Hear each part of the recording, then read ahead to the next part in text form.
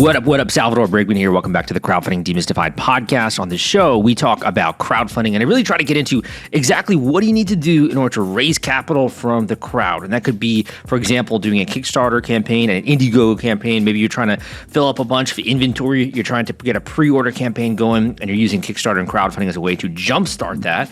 Or maybe you're doing something like an equity crowdfunding campaign, and you're giving away shares of your company, and you're doing that for the crowd, and people become investors in your project.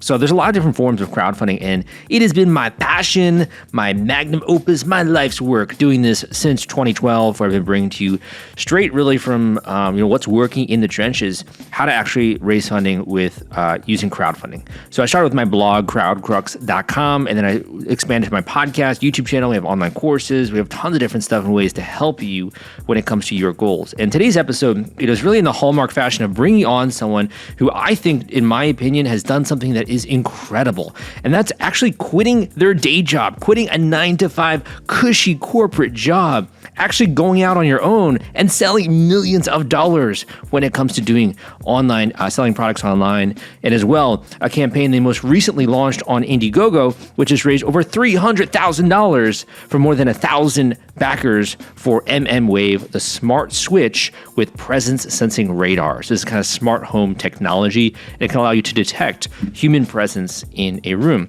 So today's guest was remarkably candid in sharing what actually worked to get him funding, what to get backers, and some of the tricks of the trade when it comes to really making sure that you kind of blow past your goal and then you're actually able to achieve your dreams. And I think that this guest as well was very honest about whether or not certain things, for example, like going to business school is worth it. Some of the lessons that he's had being an entrepreneur, being a self-starter, going from a job and actually quitting that and being able to do something that he loves full time.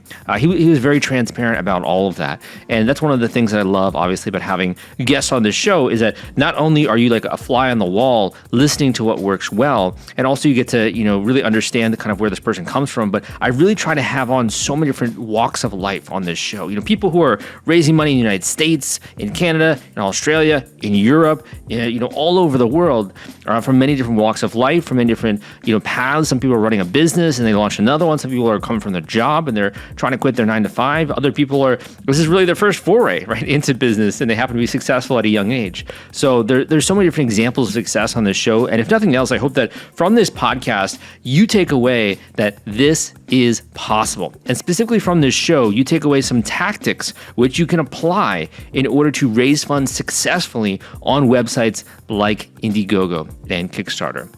So we're going to dive into that in just a second. I've actually been looking more into the analytics of my YouTube channel and also in my podcast. And what I've noticed is that we've been getting a heck of a lot of new people who have been joining the Crowdfunding Demystified community. So I want to, for those newcomers, if you've never really learned much about crowdfunding or Kickstarter, these are kind of two great resources to get started. Or you've been a loyal, faithful listener of my show. I have people call in with my coaching calls who've been listening for like a year, right? So it could be whether you've been listening for a week or a couple of months or a couple of years even, these resources can really form a bedrock behind a successful strategy. So the first is the Kickstarter Launch Formula.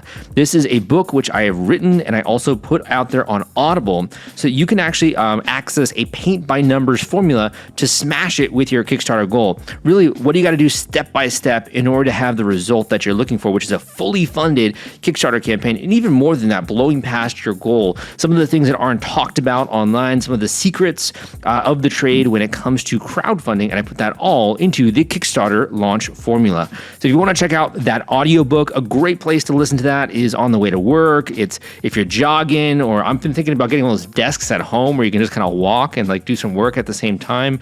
If you're cleaning, anything really where you're trying to learn at the same time. I think it's such a powerful way to become a student of the craft, which is crowdfunding, which is Kickstarter and Indiegogo. So go and check that out at crowdcrux.com/Kickstarter audio. That link is crowdcrux.com/Kickstarter audio. That link will take you there. And for those of you that are listening to this, that you can also get a free copy of the book when you sign up for a free 30-day trial of Audible. Again, at that link, crowdcrux.com/Kickstarter audio. And I will also leave you with one final link before we get into today's show. And that's for those of you that want to dive into my free course on Kickstarter, going through the strategy, the tactics, the know-how of how to launch a campaign. You want to more so watch video content. You don't want to listen to audio content as much. Go and check out my free course at crowdcrux.com/Kickstarter. That link is crowdcrux.com/Kickstarter. Again, crowdcrux.com/Kickstarter. Without further ado, let's dive into today's episode and discover how this incredible, legendary entrepreneur was able to not only embark on the journey, but also raise six figures with his Indiegogo campaign. And it is coming up right after this. Hey guys, welcome back to the Crowdfunding Demystified podcast. Today we're speaking with a mega campaigner that has raised over $387,000 on Indiegogo for a smart switch with presence sensing radar. Really freaking cool. Beautiful lighting and design. And we are lucky enough to speak with the creator here today. So right now, as I'm speaking, we have Eric on the line. Eric, welcome to the show. Hey, glad to be here. Thank you very much. Definitely. Maybe we can get started. You can fill in some gaps when it comes to that introduction. Let the listeners know a bit about you and what you've been working on. Yeah, sure. So I'm Eric, the CEO of Inovelli. We create smart home products and been around since about 2016. Started off as more just like a passion for me. I just really enjoyed smart home in general, and soon turned into more of a, oh my gosh, this is actually something that I could probably do as a business because there's a huge gap for smaller companies to kind of really listen to customers and create something that that we build together with everybody else. So it started, and since then we've sold around, I think we're up to about $8 million between 2016 and now. This is the first time doing. Thank you. This is the first time doing an Indiegogo, so it was really good. It's really fun. So I'm happy to be here and talk to you more about it. And what were you doing before you started this company? When we're first kind of getting started, what were you doing before that? Yeah, so I worked at Kellogg, the cereal company, and their brand marketing department. Cool. So you were kind of thinking about the brand vision right there, and is that what you're doing for a number of years, I imagine, or? Yeah, that's exactly right. Yeah, so it was the brand opportunity gave me the ability to kind of see the business from all aspects, finance, operations, marketing, and then I just was like, wow, okay, well, this is a good training for what I eventually want to do, which is own a company, and so that was a great company to work for. Really enjoyed my time there, and they taught me a lot of things about running a company. So I was very grateful for that. Did you always want to do your own thing, or did that enter your mind at a certain point in time? No, I've always wanted to own my own business. I just never knew really what to do. I had an idea on just like, this is something that I could do in the future, but like I had no idea about a product or any sort of way to execute that vision. So I kind of stumbled on this as more or less like, well, this is a hobby. And then I kept seeing people on Facebook and Reddit just talking about, man, these products out there are so basic. Like I wish we had someone that could actually do this or do that. And just kind of, and then at the same time I was going to school for my MBA, and we did a project where we took an existing company and did a marketing plan for them. And as I chose a smart home company, and as I was going through the motions there, I thought, oh my gosh, there's actually like a huge opportunity for this if I could just somehow figure out how to get funded, which was interesting. Yeah, and I can imagine that's kind of like a big eye opener, right? Because thinking about being that life, like quitting your job or being an entrepreneur, it's like it's about finding that problem, right? Initially, it sounds like you kind of connected with the smart home market, right? Yeah, exactly. Yeah, very scary leaving. They called it the golden handcuffs of Kellogg, because you get paid really well over there, but at the same time, you're like, I got this itch to do something different. So how can I get over there without screwing up my entire lifestyle? So yeah, it was quite a challenge, but definitely worth it in the end. For you, what really made you pull the trigger with deciding to go out on your own and like making that decision? Like you said, it's not a light decision. What really pushed you over the edge to actually do that? I think it was honestly seeing the results first. I know I didn't jump in, just at a whim and say, okay, I'm just going to give up my career and hopefully this works out. Is no, I was kind of doing both at the same time. So, I mean, many late nights till 3, 4 a.m. in the morning, just working on business, and then waking up 7, 8, going to Kellogg. But it started to pay off. I started to see some sales, and all of a sudden I was like, oh wow, I just had a $50,000 a month, or oh my gosh, like this is actually happening. And then I started looking at the income that could be made from all the profits left over, and thought, all right, I guess now I could probably switch over to doing this full time. And yeah, luckily, knock on wood, I've been able to maintain the very similar lifestyle I had before this, and with a lot more flexibility, obviously, with my time. So I think that just kind of seeing the results is what really pushed me over the edge. For the first couple of years there, when you're really getting product market fit and getting traction, you mentioned coming from like a marketing background. Were you working with partners, or were you working with other people to bring this to market, or how did that happen? Yeah, in the beginning, obviously my background's in marketing, but I still had some operations and finance background from my time at Kellogg. But yes, in the beginning it was just myself, and then I realized I was way in over my head in terms of like the technology side. Like I didn't know how to do all the coding and all that other stuff that you need to do for these products, and so I reached out to just a couple people in like these various communities out there and said, hey, actually there was a problem with one of my products, and the guy who happens to be now our CTO he just ended up fixing it, and I thought, all right, let's ask this guy if he wants to. Let's keep him around. Yeah, exactly. I thought my whole business was going to go under that one day when that happened, but he fixed it, and I was like, all right, hey, how can we make this work? Like, I don't have a ton of money, but like what I can tell you is like, hopefully this will work out, and like I'm not expecting too much from you other than if you want to help. And he's just like, this is something I've always wanted to do. My wife's been pushing me to get out of my job, and I'll volunteer my time until we can work out some sort of payment structure. And so that was kind of the first person I got, and he's still around. His name is ironically Eric too. And then from there, there's just a couple other people that same sort of situation, just kind of said, listen, this is my story. I want to make this work, and how can we make this work? And so between a few different people, we've managed to end up getting a raise of our own, like a seed investment, like in 2019, and that's how a lot of other people have joined the team since then. Super cool. So one takeaway, one lesson, it sounds like for you, has just been persistence, right? And being willing to kind of move through those early days, and even in the face of uncertainty, right? Mm-hmm. Yeah, totally. I mean, if it's something that you believe in enough, I know it's cliche, but it's just that you'll do it, and you'll find a way to do it. And I could go on for hours about all the times that we've screwed up and have had lots of things go wrong. But at the same time, I was like, well, I don't want to go back to that lifestyle of corporate world, because while it was fun, I enjoy this much more now, because there's the opportunity to make a lot more money and to have more freedom and more time to do what you want to do. And then not only that, but coming to work every day now, it doesn't really feel like work, because I'm actually building stuff that I want for my own house, and that I know that lots of other people really want too. So it's just been fun to do that. So yeah, I just pushing through. And so when it comes to the vision of your company, maybe you can just shed a little bit of light on that, right?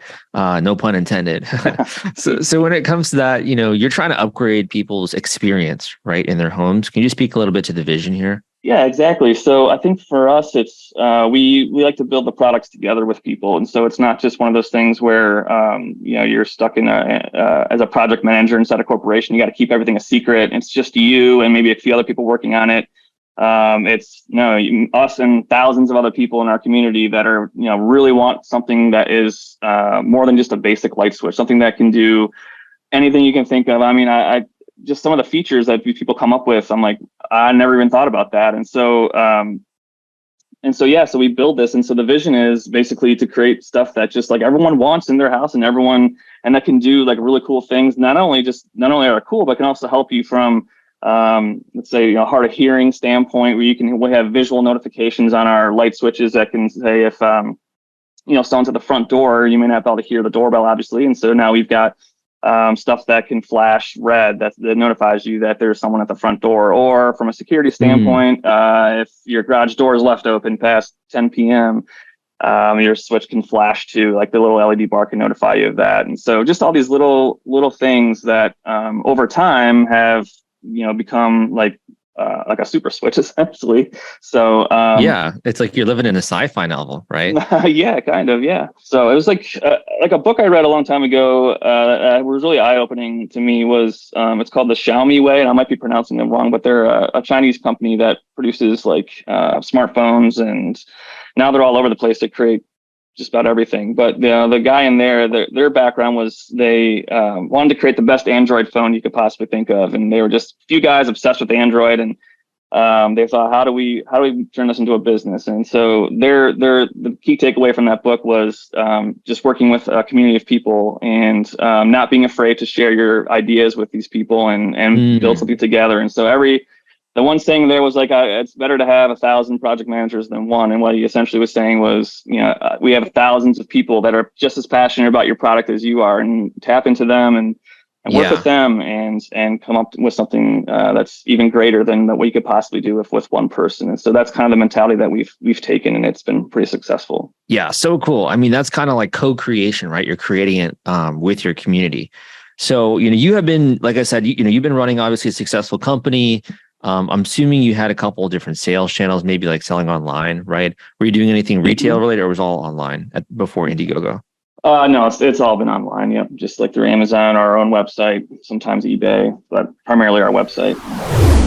If you're worried about the fulfillment and shipping part of your Kickstarter campaign when it comes to getting out all those perks and rewards to your backers, rest assured I've put together a complete Kickstarter fulfillment and shipping checklist for you, and it's free. This is sponsored by the folks at Fulfillrite, and they thought that you should have this checklist as part of your arsenal going into a crowdfunding campaign. If you want to get instant access to this checklist and it's free, you can go to fulfillrite.com/checklist. Again, that is fulfillrite.com/checklist, fulfillrite.com/checklist. Just go to that link and you can download it immediately.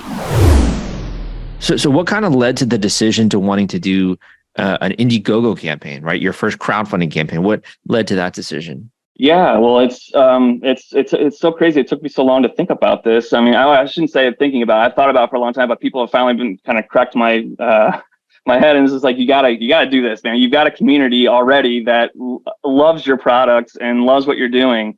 Why not take that exact same concept and move it over to like a crowdfunding campaign and start finding more people and finding people that that do want to buy it, and this is something that's important to them. So, but it wasn't just that. It was the fact that along the way we just didn't have the capital to raise for this specific light switch. I mean, we've had our struggles with inventory. We still have our struggles with inventory, trying to stay in stock. And cash flow obviously suffers from that. When we're out of stock, we don't have obviously product to sell people, which hinders our cash flow. And so a lot of our cash flow in the past has gone towards innovation, but this time it was we just didn't have it. So and so I was very transparent with our community, just saying, listen, like this is what's going on. Like we just don't have the money to create this. But I'm open to ways to get this funded, because I think it's a very important project, and especially when you've got like one of the biggest YouTube influencers wanting this light switch. Like, we have to make this happen. And so the community basically kind of pushed me to doing a crowdfunding campaign, and I think I chose Indiegogo just because they allowed you to have just a concept, not the actual prototype. So so that's why I chose Indiegogo. So when you're talking about that, you obviously were thinking about this for a while, and eventually kind of came to fruition. How long would you say you were preparing before the campaign actually went live? Was it like a month? Was it a couple of months? Like, how long were you preparing before it really went live? Yeah, for the actual campaign, I'd say probably a few months. But I mean, this is something that we've been kind of stoking in the fire for a long time, like just the building the momentum with our community in general. And they're the ones that obviously pushed us towards Indiegogo. But for specifically Indiegogo, I'd say a few months. I mean, it was working with one of the YouTube guys, a big tech guy. And then also just this is Linus Tech Tips, right? Yes, yeah, okay, yeah, definitely Linus. So little quick backstory: he had a smart switch that he had in his house, and it wasn't working. And he tried reaching out to that company for customer support. They basically gave him the old runaround, like, "Oh, sorry, this is like a you problem, not our problem," and sort of thing. And obviously you don't do that to people, and especially Linus, who has the power capability to really put you on the spot. So he blasted them on a YouTube video, and I kind of came in and was his people were like, you should work with Inovelli. They've been a really cool company. And he's like, yeah, you know what, I'm kicking myself because I should have. They were my number 2 choice. The only reason why I didn't choose them was they didn't have a motion switch, and I really wanted a motion switch in my house. And so I saw that tweet go out, and I had lots of people talking to me and was like, you know what, you should talk to him. And so yeah, I tweeted him back and was just like, listen, I'll create a switch for you, man. That's no problem at all. Obviously, on the back end, I was thinking it's going to be a problem. I can't fund this, but let's just take a shot and let's see what happens.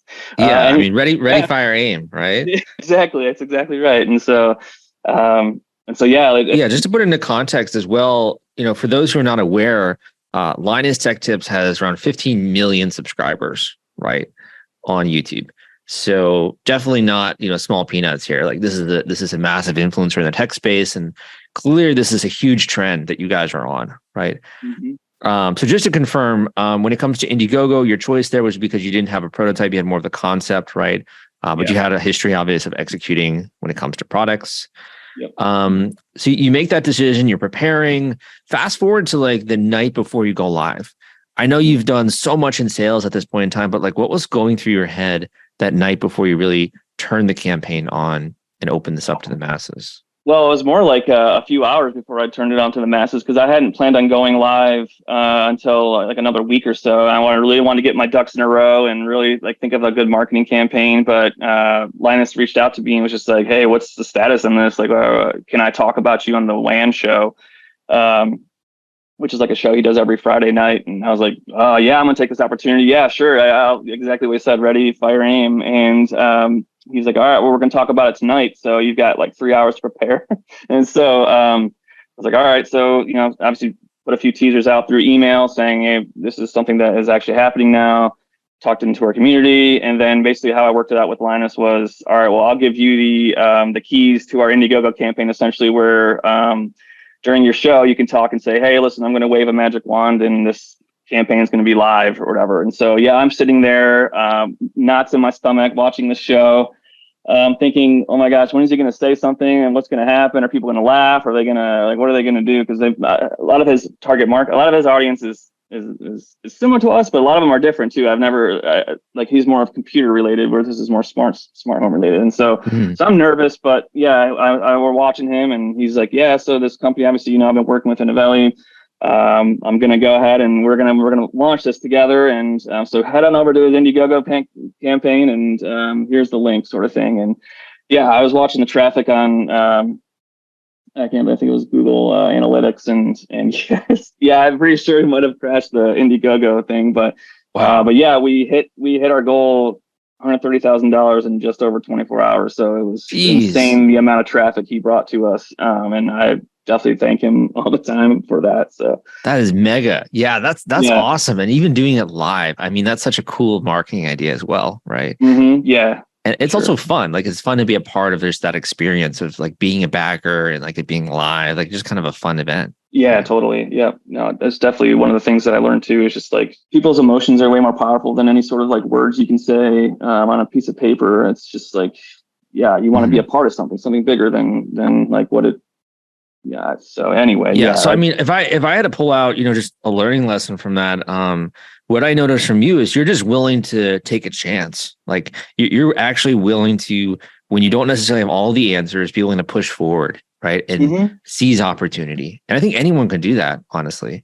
Yeah. I mean, you clearly did that to a high level. Yeah. I mean, especially if you believe in it too. I mean, enough that's, if you've got something good, whether it doesn't even have to be the product. It can be just you yourself. If you know that yourself are never going to quit on something, and you believe in the concept of it, I think that speaks a lot too, and kind of can get away a lot of your fears of, oh my gosh, is this going to work or not? Because quite often I see a lot of companies and people in general just are too afraid to. They was a paralysis of analysis or sort of whatever it's called, and then they just don't do it. But they have such a great idea and they just never execute. So it's just one of those things where you just got to say, all right, if it fails, it fails. It's not the end of the world. Just try again, something different. So I don't know. Yeah, 100%.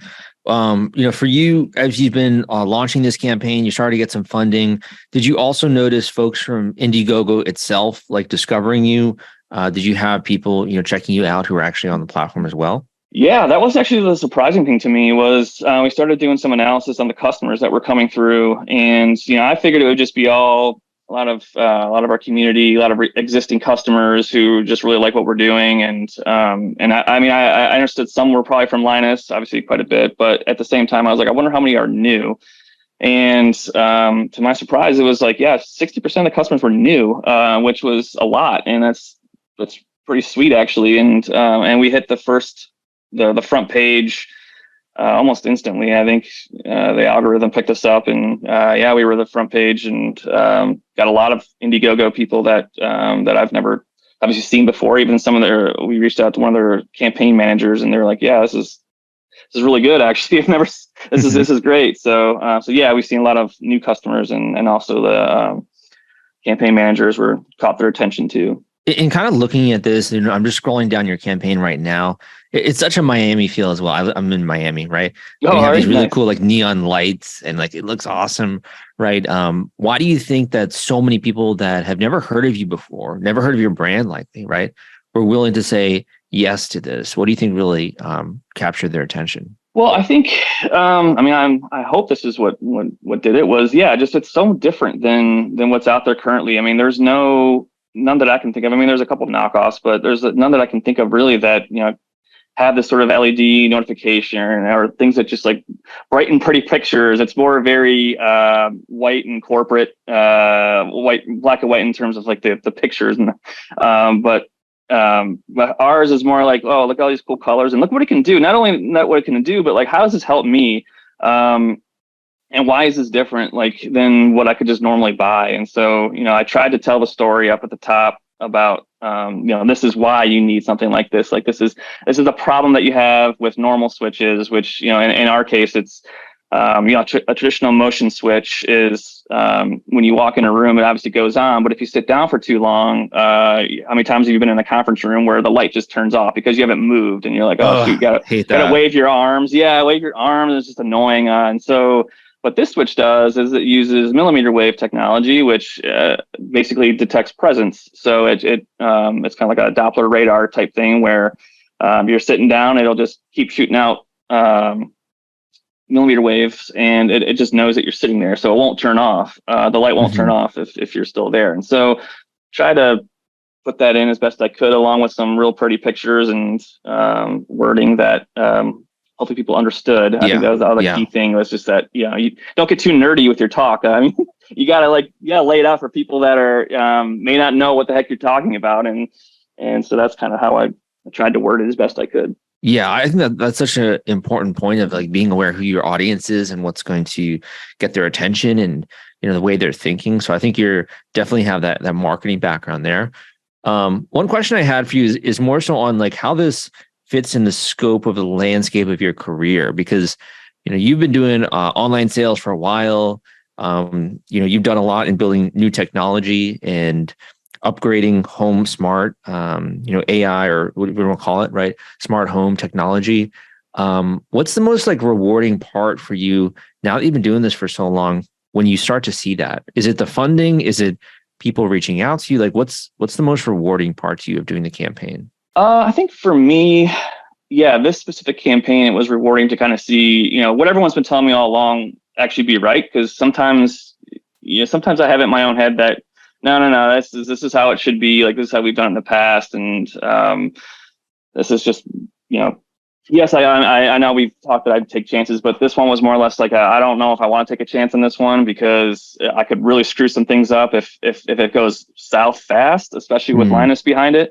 So what was really rewarding was to see that people actually got behind it and were like, no, this is a really cool product, and not just a really cool product. Like, we're going to almost triple your ask for it. So there's a ton of just, Pent-up demand, that like it. Yeah. And so that was just really cool to see. What has also been cool to see is just the new people that are like, wow, like we had one of our perks on here was to be an automatic beta tester. You buy 15 switches, become an automatic beta tester, because a lot of times we'll get people that reach out that just really want to test our stuff and they're really awesome at it. And so I threw that up, just was like, I doubt no one's gonna buy 15 switches and just want to be a beta tester. Well, that was gone within the first hour. There was like 25 of them or something, and that was gone the first hour. So I thought, wow, okay. And so then we put up after the campaign ended, we actually put up a new one, another 25 for a separate switch of ours. Because I don't know if you noticed, but there's actually like 2 different types of switches on this product or on this campaign. So yeah, that was probably the most rewarding thing to me, was just to see people really believe in it. And obviously, when there's belief, money comes along with it. So I'm just pumped to get this thing going and started. So yeah, I think it's a huge testament as well. The fact that people are willing to take action. You have like over 200 people leaving comments, right, asking questions, encouraging you, etc. So it's really cool how you're able to kind of coalesce a community around that. One other quick question I had for you, kind of on the crowdfunding phase, was we talk a lot on this show about like ways to really put yourself in a good situation where you can maybe be more successful than if you hadn't, taken any actions. Do you feel like there are any kind of actions that others could repeat from this experience, whether that's a marketing channel that worked well for you, a technique, a tactic, or anything on the marketing side that you would want to pass on to members in the audience? Yeah, for sure. I think the one that stands out immediately is just be open and transparent with people. I mean, things are going to go wrong, and it's okay as long as you tell them this is what happened and here's what we're doing to rectify it. And a lot of times you'll see in these comments too, like people ask questions and I may not have the answer for it. I wouldn't make it up, but I'll tell them exactly like, here, I don't have the answer to that, but let me talk to the engineers and let's figure this out together, sort of thing. And so people just want to be like, they want to be heard, and they want to know that, like, am I investing in a company that like is just going to take my money, or what are they going to do with this? And so I think for me, it was, I need to build, like, obviously stay transparent with them, give updates. Every single comment, I want to comment myself, and then let them know that this is the CEO talking, not just a customer service person, but this is actually the person at the top who cares about this. And so I think that that's something that I've been doing for a long time, but I think for someone starting out who's new, I think that is also very important, is to be very active in your campaign and don't make things up. I've seen that so many times, people just making stuff up, and people see right through that. I mean, put yourself in their shoes. You could see exactly through a lot of times when people are lying to you, and so just be honest with them. And if you don't have the answer, then that's okay. Just tell them you don't have the answer, and they get back to it. So I think that's one thing that I would highly recommend. Yeah. Other than that, just show some belief in what you're doing, and talk through that through your writing and through the way that your pictures are, and just the overall story should just be one of, this is why we're doing this, and this is why we're excited about it too, not just why we think you should be excited. So I don't know, hopefully that. I think those are great points. And, I would add to that first one that it's kind of like you're building a brand in the process, right? Of like launching something new. And like you mentioned, that personalized attention and being transparent, that kind of is then the perception of your brand, right? Publicly. And if you lie, then that becomes your brand, right? And it's the crazy thing is everything's all public, and so every single comment you make, it's crazy. Sometimes people will go back 3 years and find something that I said, and I'm like, okay. But at the same time, I've been telling the truth the whole time, so it's like good. I mean, at least I have those receipts there as to why this happened. And so it's it's the same thing. I just always tell myself, crazy world. Just be honest with people. I mean, it's okay if things go wrong. I mean, there's no sense of I'm trying to hide something. So we're coming to the end of the interview. Where can people go, first of all, to learn more about your product, about your campaign? I'm sure you're going to do more after this. Where can they go to learn more? Yeah, a couple places. One would obviously be our website, Inovelli.com. The other one would be our community. I think that's probably the most important if you're really wanting to understand kind of what our thought process is and how to become involved in building something of your own. And with us, just go to community.inovelli.com. Lots of very passionate people there, but those would be probably the two main areas. I'm also all over Reddit a lot, getting into different communities, Facebook. So yeah. Cool. So I'll be sure to link that up in the show notes. So I got two more questions for you. My first question is, if we had like a time portal, right? And we could like go back in time and talk to you when you were still working at your job at Kellogg's. And, we go to that version of you, and Eric is a little bit nervous, right? Because he's working corporate and he has a nice golden handcuffs. What would you say to your prior version there, who's maybe interested in doing something like this? Oh, that's a good question. I would say just,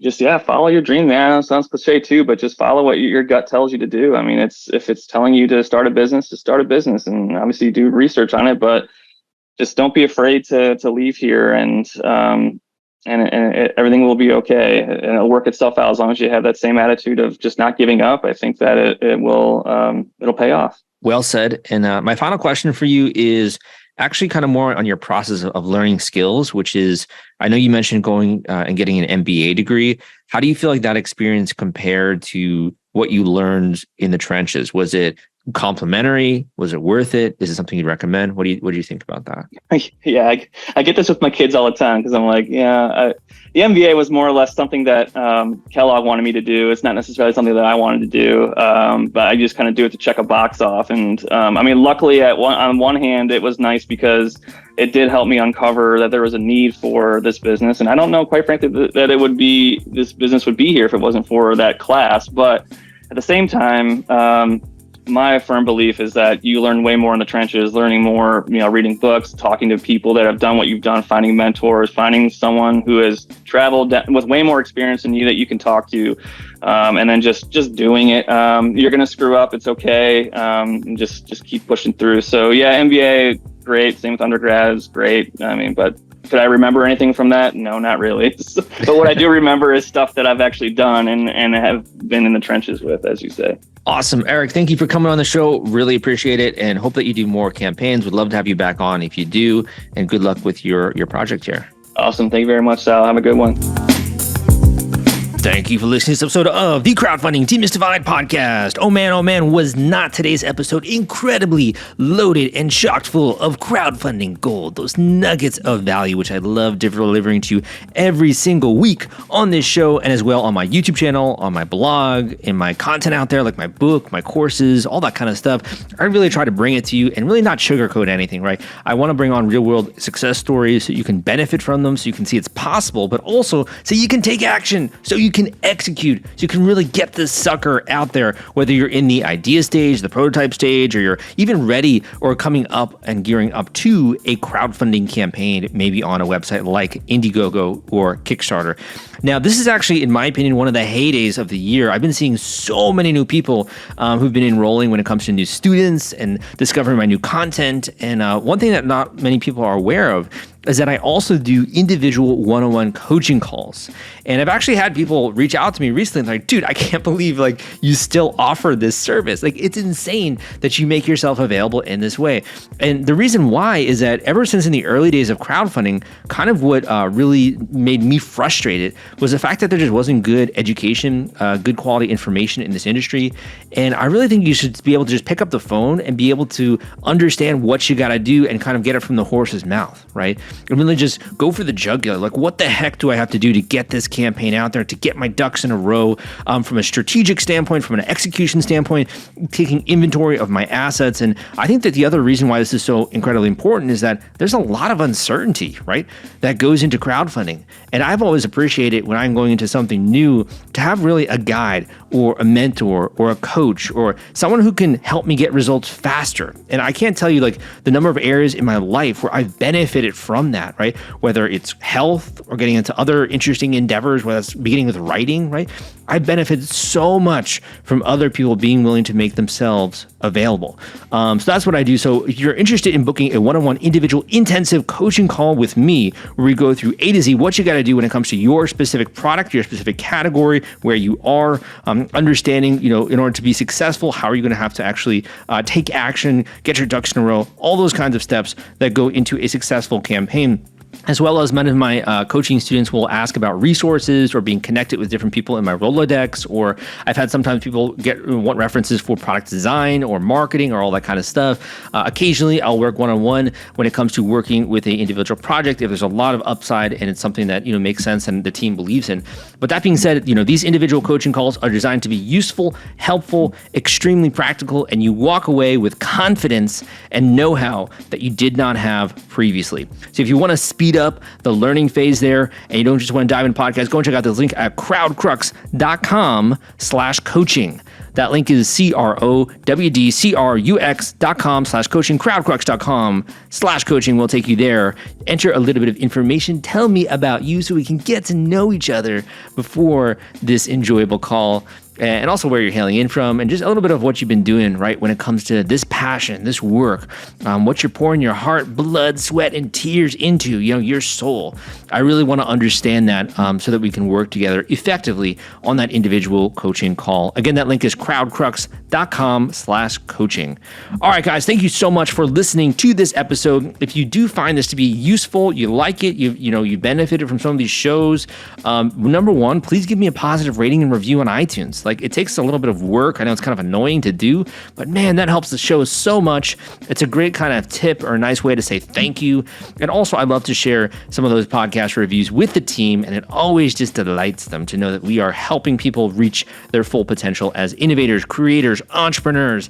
It's just so freaking rewarding, right, to be able to help in that way. Thank you so much. Hope that you tune in next week because we got a banger of a show that's going to be coming up that I think is actually going to blow your mind, and some of the stuff we're going to be talking about next week. So hope you enjoy it. Again, my name is Salvador Briggman, and I will see you next time.